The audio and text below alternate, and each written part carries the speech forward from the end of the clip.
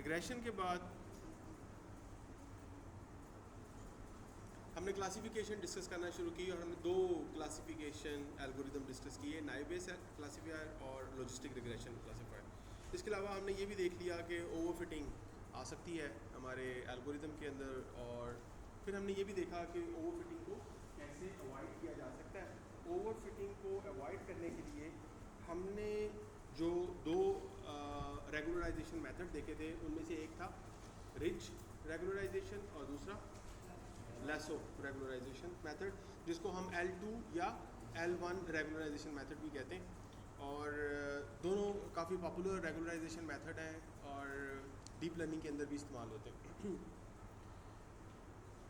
Classification task अगर काफ़ी complex हो जाए, like this is the classification task and you can see the boundary.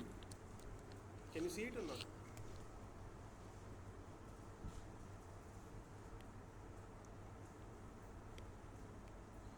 आप इसकी बाउंड्री भी देख सकते हैं।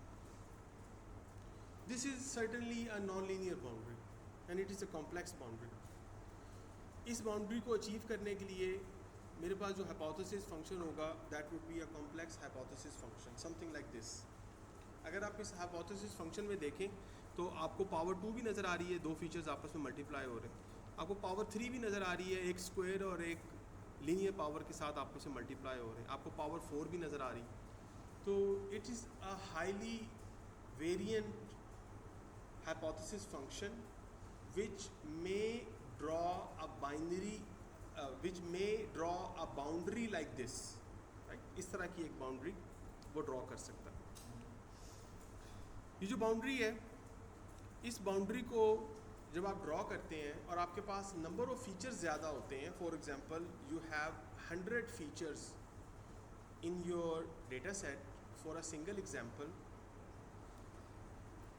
तो इन 100 फीचर्स के साथ अगर आपने सिर्फ क्वाड्रेटिक बाउंड्री भी बनानी हो ना, क्वाड्रेटिक बाउंड्री का मतलब है पावर 2 की बाउंड्री भी अगर आपने बनानी हो, तो पावर 2 की क्वाड्रेटिक बाउंड्री के लिए का मतलब ये है कि आप क्या कर रहे होंगे, आप x1 को x2 के साथ मल्टीप्लाई कर रहे होंगे, x1 को x3 के साथ मल्टीप्लाई कर रहे होंगे, x1 को x4 के साथ मल्टीप्लाई कर रहे होंगे, x5 x6 up to x100 के साथ मल्टीप्लाई कर रहे होंगे। तो हमारे पास ये क्वाड्रेटिक टर्म आ जाएगी जिसके अंदर x1 की डायमेंशन और कोई एक और डायमेंशन शामिल होगी, जैसे कभी x1 कभी x2 कभी x3 कभी x4 कभी x5। इसी तरह जब आप अगला फीचर पकड़ेंगे x2, तो फिर x3 x4 x5 के साथ इसको मल्टीप्लाई करेंगे, तो आप x2 और किसी और एक और डायमेंशन के साथ एक क्वाड्रेटिक कर्व x2 की डायमेंशन में हासिल कर रहे होंगे। इसी तरह x3 के साथ, इसी तरह x4 के साथ, इसी तरह x5, इसी तरह x90, इसी तरह x95, इसी तरह x99 के साथ आप मल्टीप्लाई कर रहे होंगे। हम ये टर्म्स आपस में रिपीट नहीं करेंगे, जाहिर है जो terms x2 multiplied by x3 जब हो जाएगा और जब x3 की बारी आएगी तो हम x3 मल्टीप्लाइड बाय x2 नहीं करेंगे क्योंकि वो हम ऑलरेडी अचीव कर चुके हैं। मगर अगर उसके बावजूद भी इन टर्म्स को आप काउंट करें तो ये तकरीबन 5,500 टर्म्स बनती हैं, यानी आप एक से लेके 100 तक के नंबरों को काउंट कर रहे हैं, यानी 1 + 2 + 3 + 4 इस तरह आप काउंट करें तो ये तकरीबन 5,500 टर्म्स बनती हैं। और ये 5,500 टर्म्स का मतलब है कि आपके पास एटलीस्ट 5,500 पैरामीटर्स मौजूद होंगे। और ये 5,500 पैरामीटर्स होने के बावजूद आपके पास जो बाउंड्री आ रही होगी ना, वो बाउंड्री क्वाड्रेटिक होगी, something like this, something like this और लाइक दिस। क्वाड्रेटिक बाउंड्री आ रही होगी, एक प्लेन कर्व आ रही होगी, उसके अंदर इस किस्म की वेरिएंस शामिल नहीं होगी। इसका मतलब है कि ये वाली कर्व फिर भी अचीव नहीं हो रही होगी, इससे एक सिंपलर कर्व अचीव हो रही होगी। हमारे पास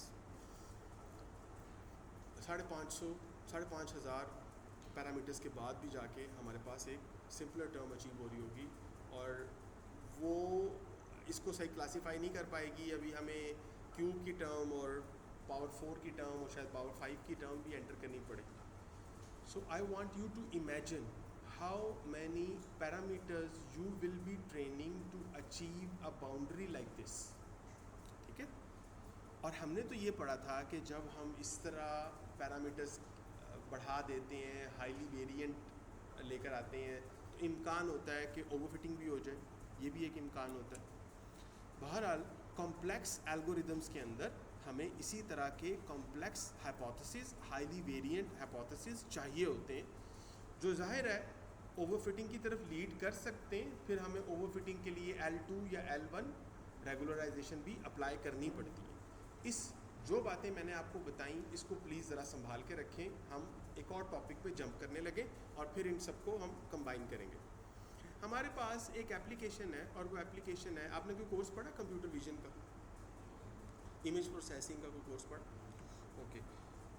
कंप्यूटर विजन के या इमेज प्रोसेसिंग के या ऑब्जेक्ट रिकग्निशन के, विजुअली ऑब्जेक्ट रिकग्निशन के, इमेज रिकग्निशन के जो प्रॉब्लम्स हैं, जैसे कि ये एक कार है आपके पास, और इस कार का अगर मैं एक छोटा सा पोर्शन भी सर्च करूं, जो आपको ये एक छोटी सी हैंडल के ऊपर इसके एक रेक्टेंगल नज़र आ रही है, तो ये रेक्टेंगल, अगर ये एक काफ़ी हाई डायमेंशनल इमेज है, मेरे पास ये हाई डेंसिटी इमेज है, HD इमेज है मेरे पास, तो ये जो मुझे रेक्टेंगल नज़र आ रही है, ये रेक्टेंगल मेरी इस एग्जांपल में 12 बाय 12 पिक्सल की है। 12 बाय 12 पिक्सल का मतलब है कि सिर्फ इस रेक्टेंगल के अंदर, अगर ये ग्रे स्केल इमेज है, तो इस रेक्टेंगल के अंदर 144 पिक्सल्स की इंफॉर्मेशन है। 12 बाय 12 है ना, तो 144 पिक्सल्स की इंफॉर्मेशन है। तो ये 144 पिक्सल्स की अगर इंफॉर्मेशन है, और ये हर पिक्सल का नंबर, जो नंबर हमें ये नज़र आ रहा है, बेसिकली ये नंबर शो कर रहा है, अगर ये ग्रे स्केल इमेज है यानी ब्लैक एंड वाइट है, तो ये नंबर शो कर रहा है उसकी इंटेंसिटी को शो कर रहा है। यानी 0 का मतलब है बिल्कुल ब्लैक, और 255 का मतलब है बिल्कुल वाइट, और 0 और 255 के दरमियान जितना कुछ है वो सब ग्रे के अंदर आ जाएगा। जो 255 के करीब होगा वो लाइट ग्रे होगा, और जो 0 के करीब होगा वो डार्क ग्रे होगा, और इसी तरह ये डिफरेंट ग्रे स्केल्स होंगे। टोटल कितने? 256 ग्रे स्केल्स हो गए हमारे पास, 0 से लेके 255 तक। तो ये वो नंबर्स हैं, ये वो इंटेंसिटीज़ हैं जो हमें नज़र आ रही हैं कि ये वाला पिक्सल इतना ग्रे है, ये वाला पिक्सल इतना ग्रे है, ये वाला पिक्सल इतना ग्रे है, एंड सो ऑन। और हमें नज़र भी आ रहा है कि जो ऊपर वाले पिक्सल्स हैं वो थोड़े से लाइट कलर में हैं, वहाँ चमक पड़ रही होगी, और जो नीचे वाले हैं वो थोड़े से डार्क कलर्स में हैं, ठीक है, वहाँ साया पड़ रहा होगा, एंड सो ऑन। तो अगर हमने इस इमेज को, इतने हिस्से को भी प्रोसेस करना है, तो आप समझ जाएंगे कि हमें 144 जमा 145 पैरामीटर्स चाहिए होंगे, जो कि मल्टीप्लाई होंगे। और ये सिर्फ कार का हैंडल है, जबकि हमारी प्रॉब्लम ये है कि हमने हमने एक क्लासीफायर बनाना है, और वो क्लासीफायर ये है कि एक कार या नॉट अ कार के दरमियान क्लासिफिकेशन करनी है। तो आप समझ सकते हैं कि एक पूरी कार जो है वो और ज़्यादा डेटा कंटेन करती होगी। ऑफ कोर्स अगर आपने किसी कार को क्लासीफाई करना है, तो वो क्लासिफिकेशन कार के किसी 2 पिक्सल्स को लेकर तो नहीं की जा सकती, वो क्लासिफिकेशन तो पूरे कार का इमेज लेके की जा सकती है, राइट। और अगर ये पूरे कार का इमेज हो, फ़र्ज़ करें हम बहुत रिड्यूस भी कर लें साइज़, और कार का साइज़ हम रख दें 50 बाय 50 पिक्सल, ये पूरा 50 बाय 50 कर दें, तो उस सूरत में भी ग्रे स्केल की सूरत में मेरे पास 2500 पिक्सल्स आ जाएंगे। और अगर मैं कलर इमेज ले रहा हूँ, तो आपको पता है कलर इमेज के अंदर फिर 3 तरह की इन्फॉर्मेशन होती है, यानी 3 सिंगल ग्रे इंटेंसिटी की बजाय जो 0 से 255 के दरमियान चलती है, आपको 3 तरह की इंटेंसिटीज़ डील करनी पड़ती हैं। यानी 0 से 255 तक रेड सिग्नल्स, 0 से 255 तक ग्रीन सिग्नल्स, और 0 से 255 तक ब्लू सिग्नल्स मुझे डील करने पड़ते हैं। तो वो RGB टोटल बन जाएंगे 7500, तो टोटल 7500 की इन्फॉर्मेशन आ जाएगी। बहरहाल मैं इसको सिंपल रखता हूँ, और मैं कहता हूँ कि टोटल मेरे पास 2500 की इन्फॉर्मेशन है। तो टोटल मेरे पास जो नंबर ऑफ पिक्सल्स आ जाएंगे, यानी जो X आ जाएगा, जो सिंगल एग्जांपल आ जाएगी, वो सिंगल एग्जांपल 2500 नंबर्स के ऊपर मुश्तमिल होगी। ये 2500 नंबर कारों की क्लासिफिकेशन मोस्ट प्रॉबेबली एक लीनियर क्लासिफिकेशन नहीं है, बल्कि एक नॉन लीनियर क्लासिफिकेशन। इस नॉन लीनियर कार का नॉट अ कार के साथ अगर आप मुआवजा कर रहे हैं तो ये एक नॉन लीनियर क्लासिफिकेशन है। इस नॉन लीनियर क्लासिफिकेशन के लिए अगर आप सिर्फ क्वाड्रेटिक इक्वेशन भी डालते हैं तो आप समझ जाएं कि क्वाड्रेटिक, सिर्फ और सिर्फ क्वाड्रेटिक इक्वेशन के लिए भी आपको कम से कम 2500 वैल्यूज़ है। ये 2500 वैल्यूज़ अगर आपने स्क्वायर भी लेना है तो ये 2500 वैल्यूज़ आपस में ही डिफरेंट 2500 वैल्यूज़ के साथ मल्टीप्लाई होंगी तो स्क्वायर बनेगा ना। पहले दूसरे तीसरे चौथे 2500 से मल्टीप्लाई होगी, दूसरी पहले दूसरे तीसरे 2500 से मल्टीप्लाई होगी, मगर इसमें डुप्लीकेशन भी हो रही होगी। तो डुप्लीकेशन कितनी हो रही होगी? हर वैल्यू के लिए एक डुप्लीकेशन कम से कम हो रही होगी। या अगर हम इसको कर लें कि जो half of the values are duplicated, तो मैं इसको 2 से तकसीम कर देता हूँ। उसके बावजूद ये भला कितना बनता है? ये बनता है 3.5 मिलियन। 2500 ज़रा 2500 भला कितना बनता है? 62,50,000। 62,50,000 ही बनेगा ना, जीरो लैदा कर दें, 25 को 25 से ज़रब दें, 625 बन जाएगा। तो 62,50,000 2 पे तकसीम करें तो 31 लाख समथिंग बन जाएगा। ये 31 लाख पैरामीटर्स हैं जो आपको ट्रेन करने होंगे। Can you imagine? 31 lakh parameters आपको ट्रेन करने होंगे। ये करना एक इंतहाई मुश्किल टास्क है, और उसमें भी आप क्या अचीव कर रहे हैं? सिर्फ कौन सी क्लासिफिकेशन बाउंड्री अचीव कर रहे हैं? नॉन लीनियर मगर क्वाड्रेटिक, और क्वाड्रेटिक वो होती है जो इंतहाई स्मूथ लीनियर बाउंड्री। ये वाली नहीं, इस तरह की बाउंड्री नहीं अचीव कर रहे, सिंपल बाउंड्री आप अचीव कर रहे हैं। So can you imagine how many parameters do we need to train? Okay, क्या ये जो इतने सारे पैरामीटर ट्रेनिंग है, जो मैंने आपसे कहा तकरीबन 3 मिलियन पैरामीटर्स करने होंगे, ये जो इतनी सारी पैरामीटर ट्रेनिंग है, ये पैरामीटर ट्रेनिंग क्या हमें हर इस एग्जांपल के लिए करनी चाहिए? यानी मैं आपको मिसाल दे रहा हूँ बेसिकली लॉजिस्टिक रिग्रेशन की। लॉजिस्टिक रिग्रेशन एक क्लासीफायर हमने पढ़ा है, उसके अंदर आपको इस किस्म की वैल्यूज़ करनी पड़ेंगी या नाइव बेस के अंदर करनी पड़ेंगी।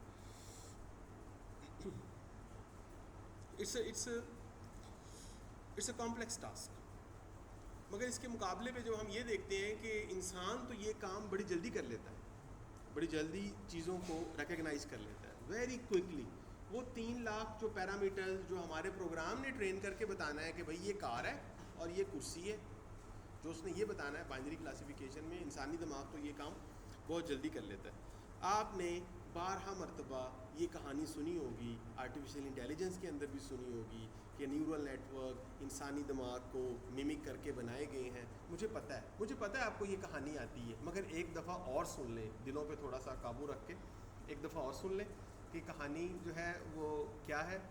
तो neural network can be a solution for such kind of problems. Number 1, जिसमें हमें इतने सारे पैरामीटर्स ट्रेन करने पड़ रहे हैं, तो neural network can be a solution. Neural network आए कहाँ से? ऑफ कोर्स बायोलॉजिकल न्यूरॉन को या बायोलॉजिकल न्यूरल नेटवर्क को जो इंसानों और जानदारों के दिमागों के अंदर है, उनको मिमिक करके आए, उनसे इंस्पायर होके बनाए गए। 1980 और 90 की दिहाई में जब ये बनने शुरू हो गए, और हम लोगों ने 80 की दहाई में तो मैं नहीं था, मगर अर्ली 2000 में 2005 में जब मैंने न्यूरल नेटवर्क पहली दफ़ा बनाए, उस ज़माने में हमारे पास ये लाइब्रेरीज़ नहीं थी न्यूरल नेटवर्क बनाने की, बल्कि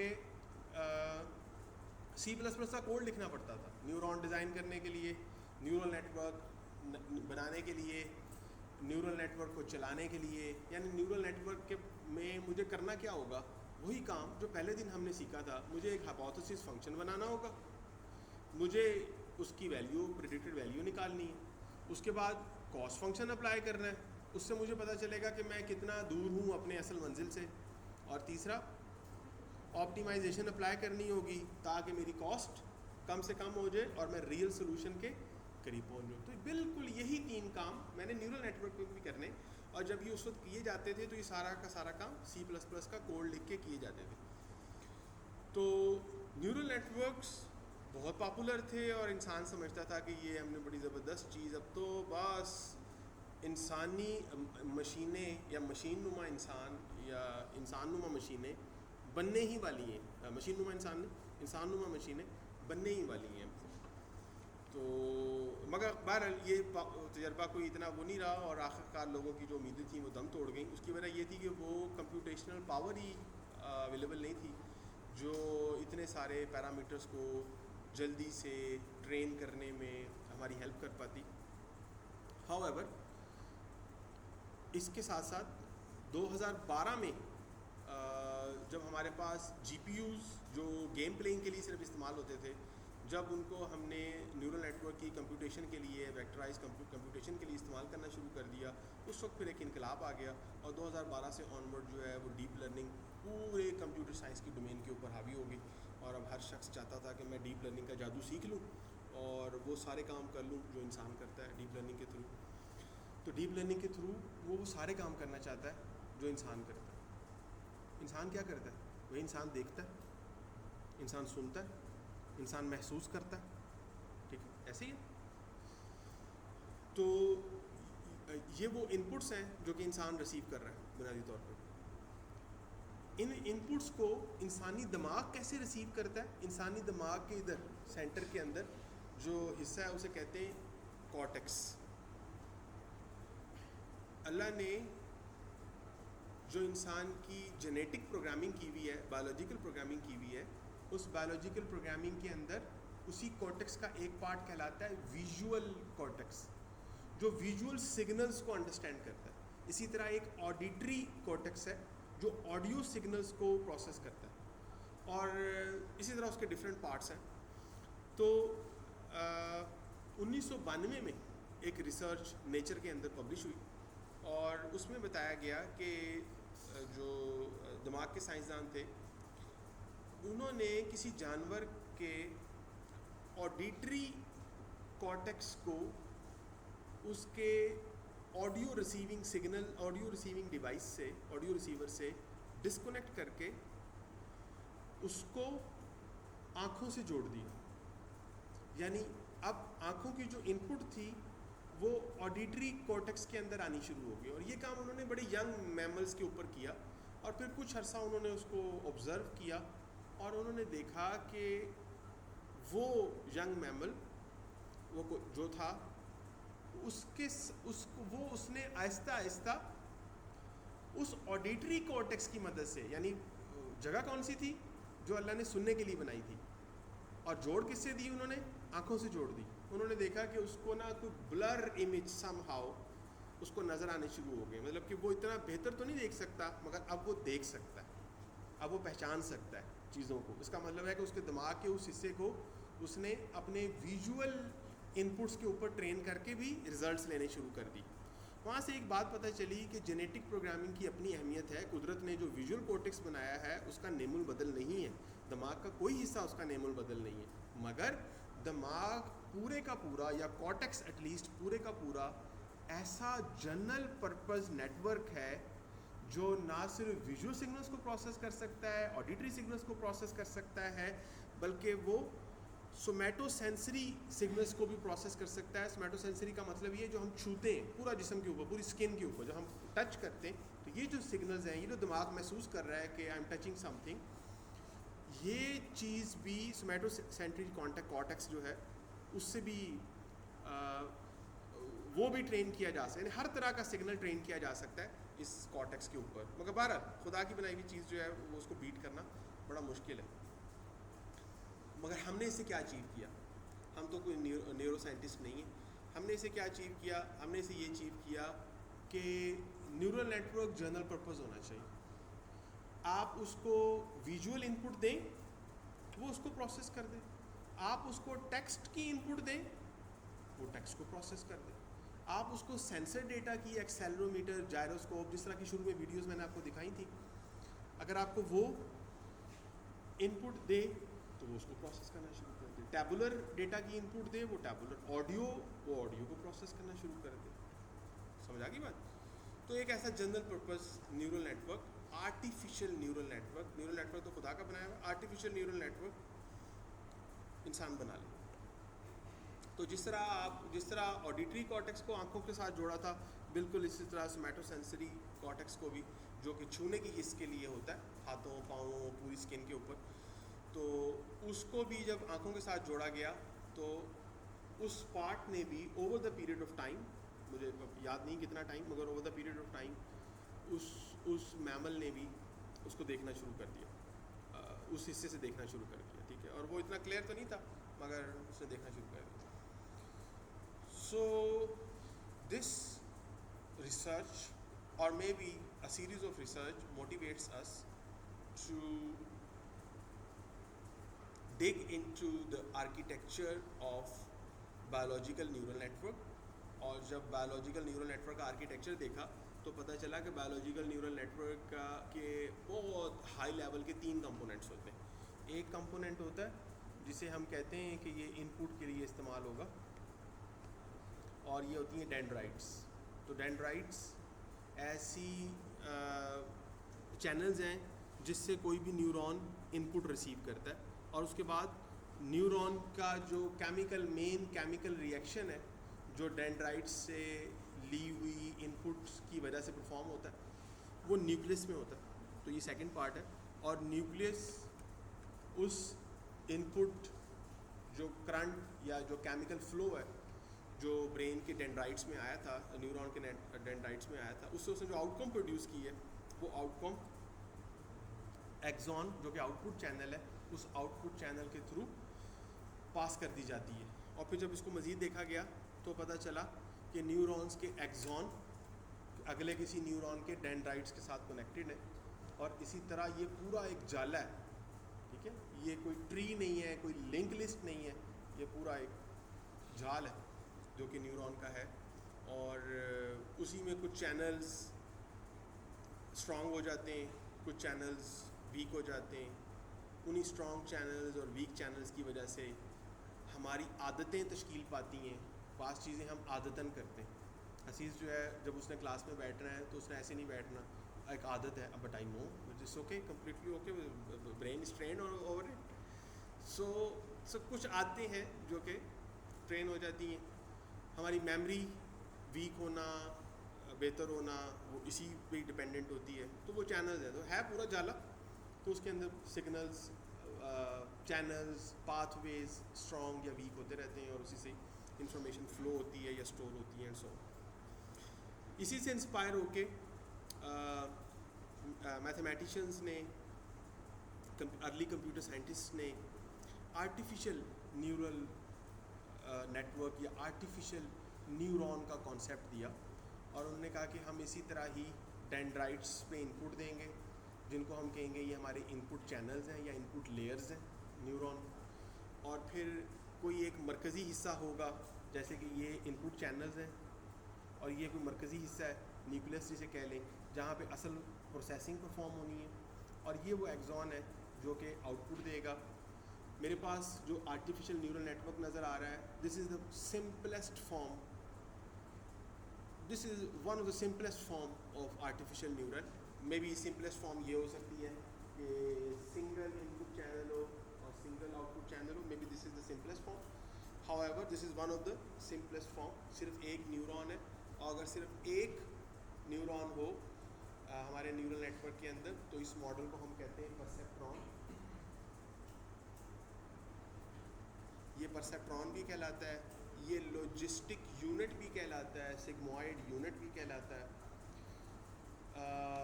जब आप पाइथन के अंदर कोडिंग कर रहे होते हैं और न्यूरल नेटवर्क बनाते हैं, तो आप उसे कहते हैं how many nodes do you have in your neural network, how many nodes do you have in layer 1 और इन लेयर 2।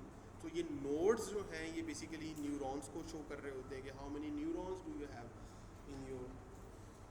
तो सन 2000 से लेके 2010 तक हम इसको बड़े मज़े से न्यूरॉन न्यूरॉन न्यूरॉन कहा करते थे। अब हम इसको नोड्स की शक्ल में बताते हैं कि ये दे आर नोड्स, ठीक है। तो हमने वो टर्मिनोलॉजी जो है, आपको पता है जब वक्त के साथ साथ हर फील्ड की टर्म्स के अंदर मॉडर्निटी आ जाती है, तो वो इस वजह से हम थोड़ा शिफ्ट कर जाते हैं। So this is artificial neural network. Did you like my story or not? No, you didn't like it, okay, ना लाइक करने के 5 नंबर कट जाएंगे आपको, ठीक है। So always remember to like my stories. Alright, so ये neuron अब करेगा क्या, हमने इस न्यूरॉन से काम क्या लेना है। देखें, इस न्यूरॉन के अंदर याद रखिए, ये याद रखिए, जब तक आप सब न्यूरल नेटवर्क्स की मुख्तलिफ टाइप से आगाह हैं, एम आई अज्यूमिंग राइट और नॉट, आप आगाह हैं न्यूरल नेटवर्क की मुख्तलिफ टाइप्स से, नहीं आगाह, कोई बात, हम न्यूरल नेटवर्क्स की जितनी टाइप्स भी डिस्कस करेंगे इस कोर्स के अंदर ABCD, उन सब के अंदर एक सिंगल न्यूरॉन के ऊपर 2 ऑपरेशंस परफॉर्म हो रहे होंगे बस। एक ऑपरेशन होगा कोई डॉट प्रोडक्ट, जैसे कि डॉट प्रोडक्ट आप लीनियर रिग्रेशन में या लॉजिस्टिक रिग्रेशन में किया करते थे, यानी थीटा ट्रांसपोज एक्स। तो एक ऑपरेशन तो यही होगा, थीटा ट्रांसपोज एक्स। और दूसरा ऑपरेशन, क्या आपको पता है कि ये थीटा ट्रांसपोज एक्स एक लीनियर रिलेशनशिप भी हो सकता है, ऐसी है, और एक नॉन लीनियर रिलेशनशिप भी हो सकता है। इज इट राइट और नॉट, एम आई राइट और नॉट। ये थीटा ट्रांसपोज एक्स एक लीनियर रिलेशनशिप भी हो सकता है और एक नॉन लीनियर रिलेशनशिप भी हो सकता है। हमारे केस में ये एक लीनियर रिलेशनशिप हुआ करेगा, ठीक है। This is not true for every node, this is not true, but in most of the cases this is true, linear relationship, right. Unless कि हम कोई एडवांस टाइप के न्यूरल नेटवर्क जैसे कैन, टी-कैन, TTT वगैरह ना पढ़ने शुरू कर दें। बाकी आम फीड फॉरवर्ड न्यूरल नेटवर्क अगर आपने कभी नाम सुना हो, कॉन्वोल्यूशनल न्यूरल नेटवर्क अगर आपने इसका नाम सुना हो, रिकरेंट न्यूरल नेटवर्क अगर आपने इसका नाम सुना हो, ट्रांसफॉर्मर्स जो ChatGPT के अंदर लगते हैं, GPT मॉडल्स, उन सब के अंदर ये linear relationship, right. So this is a linear relationship. इस लीनियर रिलेशनशिप को के अंदर नॉन लीनियरिटी डालने के लिए अगर हमारी ख्वाहिश होगी कि हम इसके अंदर नॉन लीनियरिटी भी डाल दें, क्योंकि दुनियावी प्रॉब्लम्स नॉन लीनियर होती हैं, तो मुझे दुनियावी नहीं कहना चाहिए, real life problems non linear होती हैं, तो ये नॉन लीनियरिटी डालने के लिए मैं क्या करूँगा, इसके ऊपर कोई ना कोई function, non linear function apply कर दूँगा, जैसे कि सिग्मॉइड, ठीक है। तो मैं नोड के अंदर ये काम करूँगा, क्लियर हो गया जी। अब मैं आपको बता दूँ इस नोड के ऊपर क्या काम होंगे, हम देखते हैं बोर्ड के ऊपर, देखिए स्क्रीन के ऊपर। तो इसके अंदर जनाब ये काम होंगे, यहाँ पे एक नॉन लीनियर रिलेशनशिप होगा इस सर्कल के अंदर। सबसे पहले मैं इस नॉन लीनियर रिलेशनशिप को रिप्रेजेंट कर देता हूँ Z से, Z is equal to, non linear relationship क्या होगा भाई, जो इनपुट आ रही है वो अपने वेट से मल्टीप्लाई होगी। इनपुट कितनी इनपुट्स आ रही हैं इसको, 3, मगर अगर हमेशा 3 इनपुट लेंगे हम और जो इनपुट आ रही होगी उसी को कंसीडर करेंगे, उस सूरत में हम अपनी बायस को लूज़ कर देंगे। हमें हर सूरत में बायस ऐड करनी चाहिए, राइट, ताकि हमारा जो सोल्यूशन है वो ये ना हो कि वो हमेशा ही ज़ीरो से गुजरे, यानी वो सोल्यूशन हमेशा ही ओरिजिन से गुजरे। आपको याद है ना, जब हमने फर्स्ट टाइम ये पढ़ा था तो हमने कहा था कि जो थीटा 0 है वो असल में y इंटरसेप्ट है, और अगर थीटा 0 नहीं होगा तो इनपुट के 0 होने की सूरत में जो लाइन गुजरेगी वो किस में से गुजरेगी, ओरिजिन में से गुजरेगी। और अगर बायस ऐड होगी तो ज़रूरी नहीं कि वो लाइन ओरिजिन में से गुजरे, बल्कि वो लाइन y एक्सिस के ऊपर किसी भी जगह से गुजर सकती है, तो वो जनरल पर्पस हो जाता है। यानी हम हमारे कंट्रोल में है कि हम ओरिजिन को अवॉइड करके किसी और जगह से भी वैल्यू ले सकें, इसलिए हम बायस ज़रूर ऐड करते हैं, जनरलाइजेशन के लिए हम बायस ऐड करते हैं। तो हम एक बायस इसके अंदर लाजमी ऐड किया करेंगे, ठीक है जी। और बायस ऐड करके भी इसके साथ मल्टीप्लाई कर, इसके साथ अटैच कर देंगे। अब मेरे पास ये 4 इनपुट नोड हैं, 3 रियल इनपुट्स हैं और एक बायस है, और इसके साथ मैं थीटास रख लेता हूँ, जैसे थीटा थीटा थीटा थीटा, ये थीटा सारे के सारे वेट्स हैं, ठीक है। ये थीटास मल्टीप्लाई हो जाएंगे। इन थीटास को, चूँकि मैंने सिर्फ एक न्यूरॉन वाला न्यूरल नेटवर्क नहीं पढ़ना, मैंने तो मल्टी न्यूरॉन वाला न्यूरल नेटवर्क पढ़ना है। इस वजह से मुझे इन थीटास की नोटेशन केयरफुली चूज़ करनी चाहिए। इसकी नोटेशन चूज़ करने के लिए मैं आपको एक बताता हूँ तरीका, वो ये कि ये जो आपको ऑरेंज सर्कल नज़र आ रहा है इसके अंदर कंप्यूट हो रहा है Z।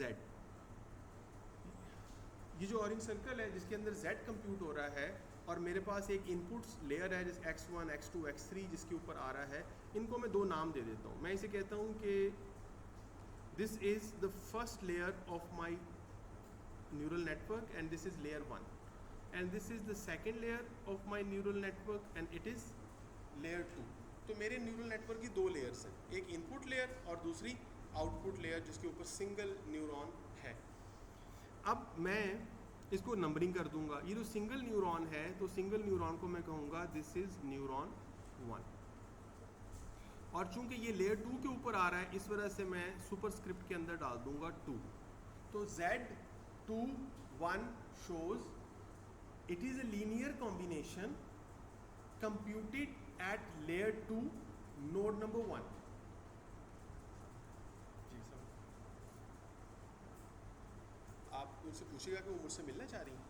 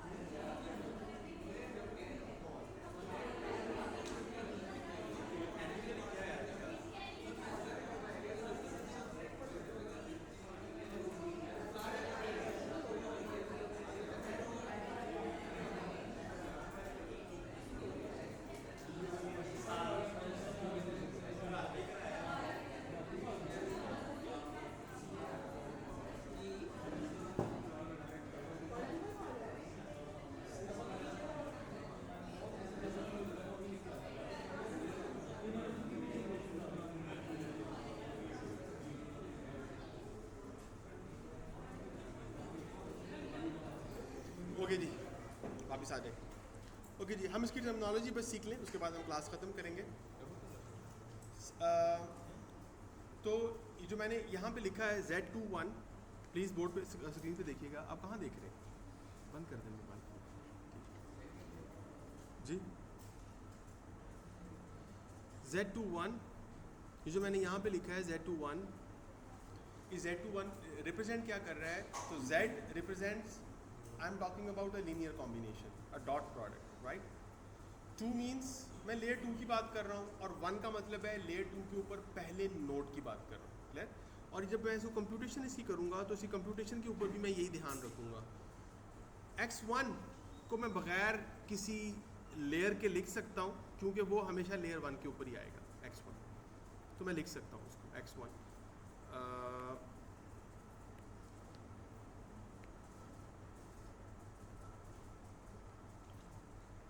तो मैं इसको ऐसे लिख सकता हूँ, मगर अगर मैं चाहूँ क्लैरिटी के लिए तो मैं लिख सकता हूँ 1। इसी तरह मेरे पास आ जाएगा यहाँ पे x2 मल्टीप्लिकेशन में आएगा, दिस इज़ ऑल्सो 1, और फिर मेरे पास आ जाएगा x3, this is also 1, right. तो ये डिफरेंट नोड्स हैं, मगर इन्होंने मल्टीप्लाई होना है अपने वेट्स के साथ, यानी ये मल्टीप्लाई होगा बुनियादी तौर पे किसी एक थीटा के साथ ये भी मल्टीप्लाई होगा किसी एक थीटा के साथ, ये भी मल्टीप्लाई होगा किसी एक थीटा के साथ। हम देखते हैं कि ये किस थीटा के साथ मल्टीप्लाई हो रहा है। ज़रा गौर कीजिएगा प्लीज़, स्क्रीन के ऊपर देखिएगा। ये मैं x1 की बात कर रहा हूँ। x1 को जो वेट असाइन हुआ है वो ये वेट है, ये जो आपको रेड डॉट के नीचे नज़र आ रहा है, ये वेट है। इस वेट को अगर मैंने नोटेशन असाइन करनी है तो इसको मैं नोटेशन असाइन करूँगा इसके आउटगोइंग नोड के हिसाब से, इसके डेस्टिनेशन वाले नोड के हिसाब से। इसका जो डेस्टिनेशन वाला नोड है वो बेसिकली है नोड 1, और इसका जो इनकमिंग इनपुट वाला नोड है वो इनपुट वाला नोड भी है 1। तो मैं इसको नाम दूंगा theta 1 1। So this is theta 1 1। ये कौन सी लेयर के ऊपर अप्लाई हो रहा है थीटा? किस लेयर के डेटा के साथ मल्टीप्लाई हो रहा है? लेयर 1 के डेटा के साथ मल्टीप्लाई हो रहा है ना, x1 के साथ मल्टीप्लाई हो रहा है। तो x1 लेयर 1 का डेटा है, इस वजह से ऊपर भी क्या आ जाएगा 1।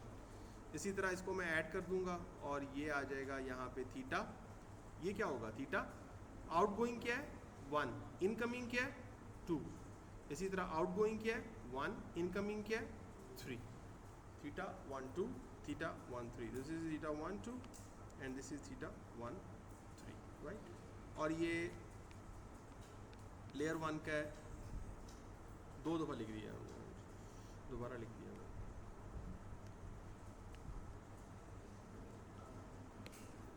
और ये भी लेयर 1 का, क्लियर है जी। अच्छा, अब इसके अंदर एक चीज़ मिसिंग है, और वो क्या, बाइस, वो हमने ऐड नहीं किया। अगर हम बाइस को भी ऐड कर लें तो ये बाइस जो है ये आउटगोइंग कहाँ पे जा रही है, डेस्टिनेशन क्या है इसकी 1, आ कहाँ से रही है 0 से, शाबाश। तो दिस इज 0।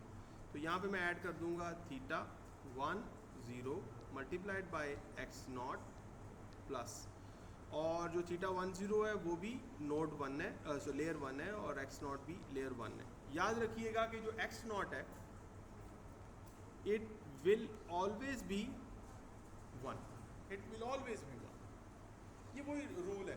हमने कोई चीज़ जो शुरू से हम पढ़ रहे हैं हमने उसमें कोई तब्दीली नहीं की, हमने अपने स्टेप्स में कोई तब्दीली नहीं की। हमने हाइपोथेसिस पढ़ना है, हमने कॉस्ट फंक्शन पढ़नी है, हमने ऑप्टिमाइजेशन, किसी किस्म की कोई चेंज नहीं की है।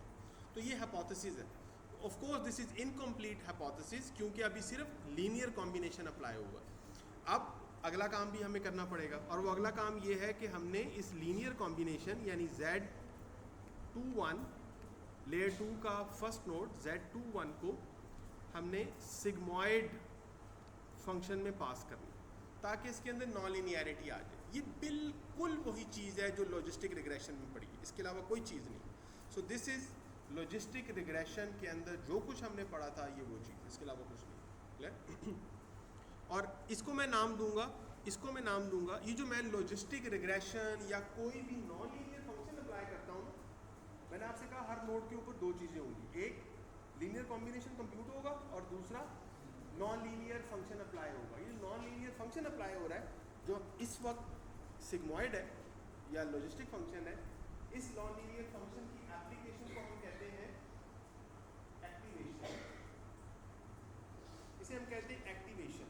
और ये एक्टिवेशन का आइडिया भी बायोलॉजिकल न्यूरॉन से आया कि न्यूरॉन एक्टिव हो गया आपका, इतना न्यूरॉन एक्टिव हो गया। तो एक्टिवेशन का आइडिया भी बेसिकली वहीं से हमने लिया है, उधार लिया हो। तो एक्टिवेशन इसे कहते हैं हमें, यानी अब इसने आउटपुट दे दी, ठीक है। और इस फंक्शन को जो एक्टिवेशन करता है इसे कहते हैं एक्टिवेशन फंक्शन। तो दिस इज एक्टिवेशन फंक्शन।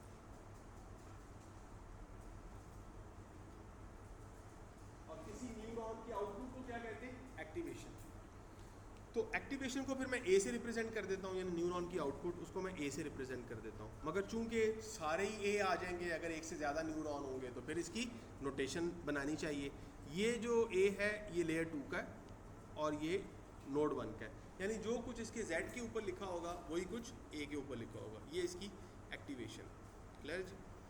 तो मैंने जो आपको न्यूरॉन बताया वो न्यूरॉन असल में एक सिंगल जो न्यूरल नेटवर्क है इसके अंदर एक सिंगल न्यूरॉन था, और इस सिंगल न्यूरॉन को आपने कंप्यूट कैसे किया है ये हमने बता दिया। और Z1 है और Z1 से आप क्या कंप्यूट करते हैं, A1, ये Z21 था, इसे आपने कंप्यूट किया A21। और A21 असल में हमारा हाइपोथेसिस है, वो जो लिखा हुआ है ना एरो के निशान के बाद हाइपोथेसिस। तो हाइपोथेसिस क्या है बेसिकली? हाइपोथेसिस क्या होता है? Y prime prediction. तो ये प्रेडिक्शन क्या है? ये प्रेडिक्शन ये है A21 जो आपने कंप्यूट की है, ये हाइपोथेसिस, दिस इज हाइपोथेसिस।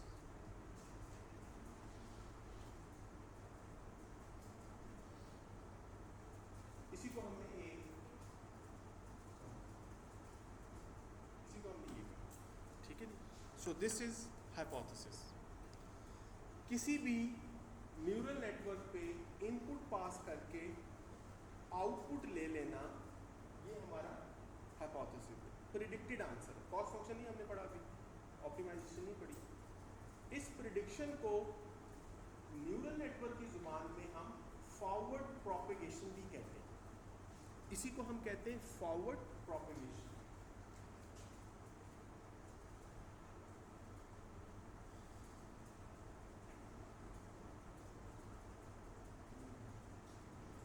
तो ये हाइपोथेसिस फंक्शन है बेसिकली फॉरवर्ड प्रोपेगेशन, क्लियर हो गया? फिर कॉस्ट कंप्यूटेशन होगी, कोई कॉस्ट फंक्शन अप्लाई कर देंगे, और कॉस्ट फंक्शन के बाद अप्लाई करने के बाद क्या होगा? ऑप्टिमाइजेशन। ऑप्टिमाइजेशन को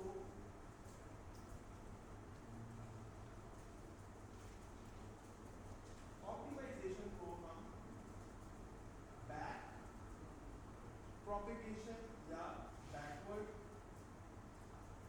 प्रोपेगेशन भी कहते हैं।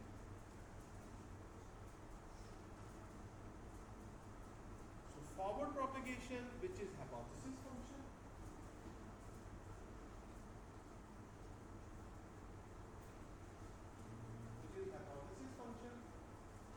cost function हम देखेंगे, और उसके बाद क्या देखेंगे? Optimisation, which is also called as backward propagation. तो अगली क्लास के अंदर भी हम फॉरवर्ड प्रोपेगेशन मुकम्मल करेंगे और कॉस्ट कंप्यूट करेंगे, और हम शुरू करते हैं बैकवर्ड प्रोपेगेशन, और अगली उससे जो लास्ट क्लास होगी मिड टर्म से पहले हमारी, उसके अंदर हम देखेंगे बैकवर्ड प्रोपेगेशन।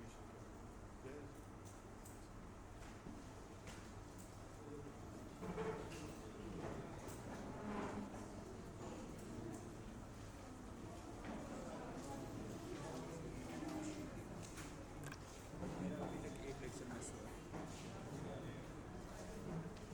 है।